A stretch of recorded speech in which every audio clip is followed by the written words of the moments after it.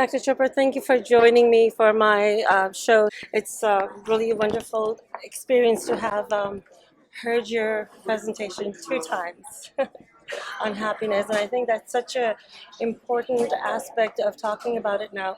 But what I would like to ask you is, what motivated you or inspired you to write or talk about happiness?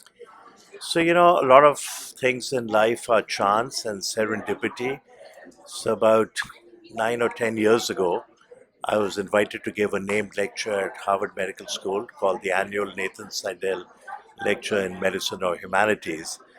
And the person who invited me is a pretty famous professor of medicine at Harvard Medical School. And he said, Sanjeev, you're a pretty good storyteller. So this lecture is medicine or humanities. You can pick any topic. I said, Richard, I'm honored. Let me think about it for a couple of days and call you back. So 2 days later, I said, I've been thinking about it and I'd like to give a talk called Dharma, Happiness, and Living with Purpose. So I prepared for that talk and it was extremely well received. I've given that talk around the country, around the world, recently in Singapore, Kuwait, and then it became the basis of a book that I wrote with a friend and colleague, Gina Will. She's an Associate Dean of External Communications, Harvard Medical School. She's visited my family in India. She's learned meditation from my wife. So we're good friends. And she and I wrote the book together. 2 most important days: how to find your purpose, live a happy and healthier life. Yeah, it's amazing. What message do you have for the youngsters now who are so involved in technology all the time? So my message is happiness is an inside job. And that if we look for happiness outwardly, in seeing how many people followed us, or how many people said yes, or how many people on social media said, come and join us for a party, and you didn't get invited, then the kids are feeling left out. So there's also bullying, cyberbullying, and it's terrible. But there's also good with social media. And the good is somebody like Greta Thunberg, who's nominated for the Nobel Peace Prize, 16-year-old Swedish activist. In more than 100 countries, children didn't go to school and marched to create awareness about climate change and global warming. That kind of power only exists with social media. You can't spread the word that quickly otherwise. I know of 4 couples who went to a fancy restaurant in New York City, and we see this all the time. There are 3 or 4 couples sitting, and each one of them is reading their iPhone. No one's even talking. So that was happening. She called the waiter. She said, bring a bread basket without the bread. The waiter got a bread basket without the bread. She turned to the other people, put her phone in, said, everyone put your cell phone in here. Whoever picks it up first is paying for the bill. It worked. So there are ways in which we can ration, be disciplined.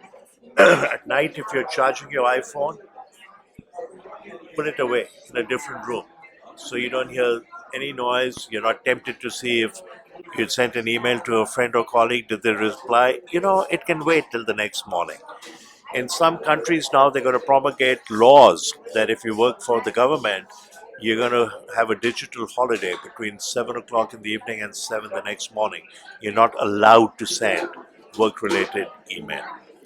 So I think it's both a blessing and a curse, and we need to be smart in the way we address it. So you've traveled the globe, and in your presentation also you've listed the 10 most happiest places to live, Right. and we see time again that Europe has one of the most happiest places, different places in Europe. What do you think the U.S. needs to do to get it even mentioned on the list? The USA is year after year 18th, 22nd, 24th, not in the top 10. And a lot of Scandinavian countries, Bhutan, Costa Rica, are there. Often Denmark and Norway are 1 and 2, but recently it's been Paraguay. Panama has been in that top happiest country. I think for the USA, we have to reflect on what is true happiness, and that it's not living in a big house or driving a fancy car, joining a country club. We'll be happy for a few months, then we get used to it. This phenomenon is hedonic adaptation. The happiest Americans I know are the ones who have friends, who take part in philanthropy, who travel around the globe, who broaden their horizons. They're the happiest people. We have to emulate those people. True. Now, one of the things you mentioned was that coffee is really good for you. So I wanted to ask you about with women's health and hormones, where my nutritionist has been telling me, Seema, don't drink coffee, it affects your hormones. So I would like your input on that. Yeah, when your nutritionist or anyone says anything, including when I tell you coffee is good for you, you should challenge it and say, where's the research? Where's it published?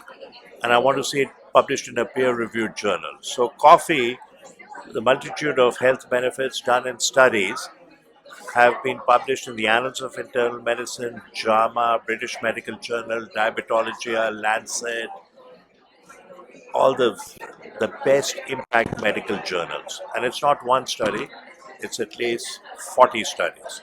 I wrote a book called The Big Five. The first 40 pages are devoted to coffee. I call it the magical elixir. And the downside, so it lowers the risk of 7 common cancers, including primary liver cancer, prostate cancer, colon cancer, endometrial cancer, skin cancer, and head and neck cancer. Low risk of diabetes, Parkinsonism, Alzheimer's. And 5 studies now, men and women who drink coffee live longer, less total and cause-specific mortality.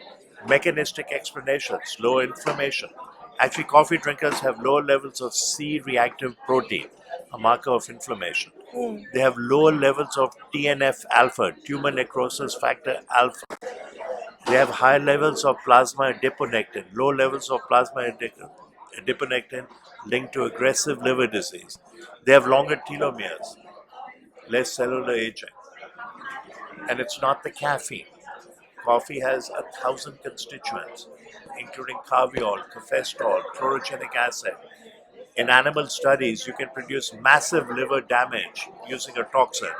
Now you repeat the experiment. You pre-treat the animal with carviol, totally abrogates the liver injury. Insulin sensitizing, so it protects against type 2 diabetes. Turns out here even decaf is good. Decaf and regular coffee, 6 cups, up to 54% reduction in type 2 diabetes. And if a person already has type 2 diabetes and drinks 2 cups of either regular or decaf coffee, 30% reduction in cardiovascular mortality. So coffee is truly the magical elixir. None of these studies have been sponsored by Starbucks or Pete's Coffee or Dunkin' Donuts or Costa. So peer-reviewed journals, mechanistic explanations, dose-dependent effect. Well, that makes me really happy because I like coffee. Yeah, I should mention the downside with coffee. Some people with horrible heartburn, it can aggravate it, irritable bowel syndrome, more diarrhea, tachycardia or tremor, and insomnia. So I cannot drink coffee after 5 o'clock. By that time, I've had my 4 cups of coffee. I drink it black. But if I have coffee at a restaurant, dinner at 5 o'clock, 6 o'clock, I'll probably be up all night. Okay. So, but the positive sides so far outweigh the minor negative side effects. Wonderful. Well, what is that one message that you would like to give to my audience? The message is you are the master of your destiny and do simple things to be happy. We talked about friends, forgiveness for others, gratitude, find your purpose, exercise, drink coffee, eat nuts, meditate. Thank you so much, Dr. Chopra. This has meant the world to me. Thank you so much. Pleasure. All the best. Thank you. Thank you for joining us for this interview. I hope you've gained some insights and/or tips that you can implement right away. For more interviews like this, please visit us at seemagiri.com or visit our YouTube channel, Break Free to Brilliance with Seema Giri. Until next time, have a great day.